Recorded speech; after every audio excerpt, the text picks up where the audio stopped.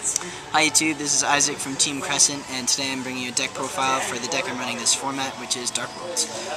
So without further ado, and very little to do, let's get started. So the first thing that you run is 3 each of the core of the deck. So that's 3 Brow, 3 Snow, and 3 Grapha. These are the best cards. This allows you to draw, this allows you to search any Dark World card, including the spell cards from your deck. And this card, when it's discarded, it destroys one of anything on your opponent's side of the field. This is also really nice. There's a second effect where if you have any Dark World monster on the field, you can pop the Dark World monster back to your hand and special summon this from the grave. So it's really great. So that's the core engine. That's what almost every Dark World monster will play. I'm also running 2 beige, a silver, and a gold. Now, the beiges are level 4s. The silver and golds are level 5s. They're all Dark World monsters. And essentially, when they're discarded to the graveyard, they special summon themselves. These are both nice. They have the same attack and defense, 23 and 14. These are really nice because with the field card spell, they gain 300 attack and defense, so they're targets for both Deck Devi and Eradicator. Deck Devi, of course, is 2,000, so they're targets anyway. And then beiges allow you to special summon, so you get multiple special summons per turn. You can pull as many, you can essentially pull 2-3 Graphas a turn with those 4 monsters. Next, for the non-Dark World monsters I'm playing 2 Tour Guides. Tour Guides are really nice because they both target each other, of course, and allow me access to a level 3 Xyz monsters in my extra deck. But they also target the Brows, which is really nice. You have so many targets that you can have 2 Tour Guide effects in the game, which is a little different from a lot of the other decks out there. Next I have Fabled Raven. Fabled Raven's really awesome. It's a light monster, it's a tuner, but most importantly it's a fiend. Fabled Raven's effect is that I can discard any number of cards from my hand and it gains 1 level and 400 attack for each discarded card. So if I summon Fabled, and it procs the Dark World monster's effects. So essentially, if I summon Fabled Raven, I can discard either 1 gold, say, gold is level 5, gold special summons from the graveyard, Fabled Raven's at 3, and so I have access to a level 8 synchro. If I do it with 1 beige, then I can have a level 7 synchro. If I do it with beige and 1 other card, then I can have a level 8 synchro and whatever that extra card's effect was. It's really nice. Next I have Trance Archfiend. This is the last monster I'm running. I can discard 1 monster and it gains 500 attack, and when this card gets into the graveyard, I can get one of my banished dark monsters. So I banish dark monsters with this card, which is Gates of the Dark World. Gates is the field card spell of the deck. It's really good. I banish 1 monster, discard 1 monster, and draw 1 monster, and I get the discarded monster's effect. That's both draw power, and it gets 300 attack and defense for each fiend type monster that I have. Next, 3 Dark World Dealings is another core card. Each player draws a card and then discards a card. This allows me some draw power and allows me to have a discard outlet to proc my Dark World effects. Next, I'm running 2 Drag Down to the Graves. This is essentially backwards from Dark World Dealings. I look at my opponent's hand and he looks at mine. Each of us discard 1 from the other players and then draw 1.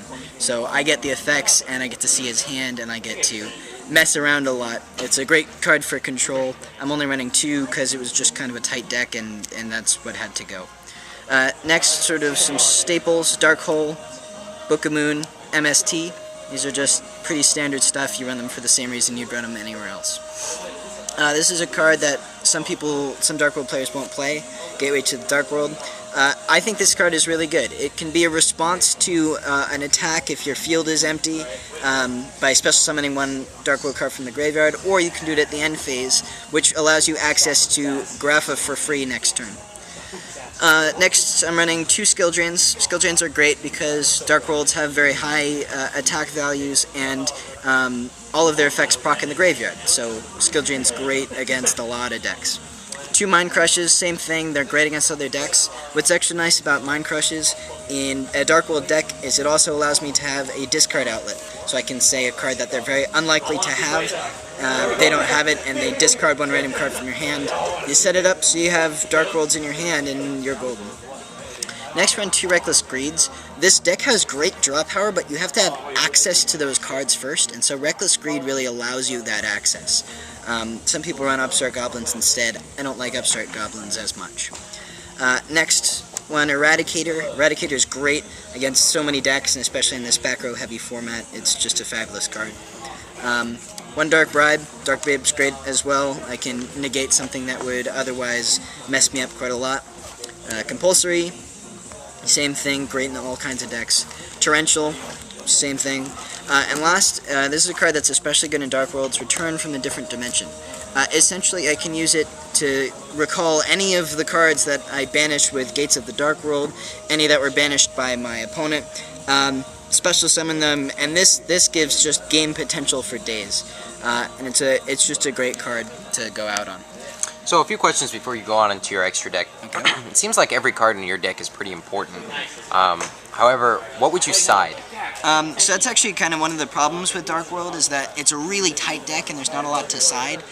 It really depends on what my opponent is playing. So if my opponent is playing something where they have a lot of back row, a lot of access to stuff, then I might side a monster, or I might side some drag downs. Especially with, for example, Archfiends. Side out the drag downs instantly because they never have any cards in their hand. If your opponent doesn't have any cards in hand, you can't play drag downs. So actually some of the cards which seem really important on the face of it, you can get rid of and not suffer too much.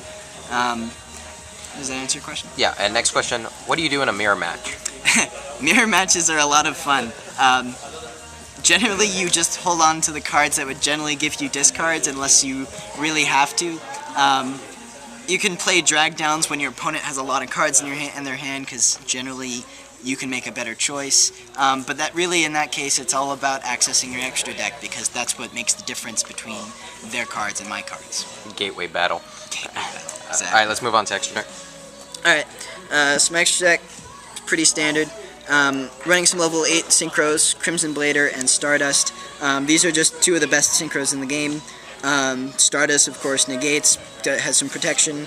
Crimson Blader defends against so many decks, and it's just a great card. Next, Black Rose Dragon. Remember, I can go with my tuner, discard, and this can just clear the field if I'm really behind. Moving on to my Xyz monsters, level 8s. Giant Crusher, Hieratic Sun Dragon Overlord, and Tachyon Dragon. These are just great cards. This takes care of a lot of problems.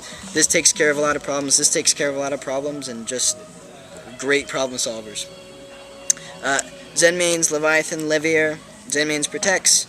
Leviathan, I can have some beat power, and Levier, because I banish so many cards, is great, and I can get a Grapha for free.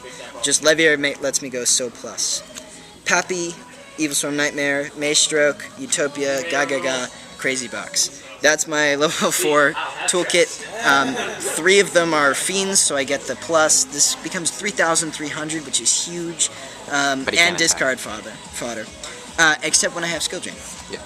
Anyway, and just, it's got so much potential. Anyway, that's my Dark World deck. Thanks for watching. And if you have any suggestions, I'd love to hear them in the comment section below.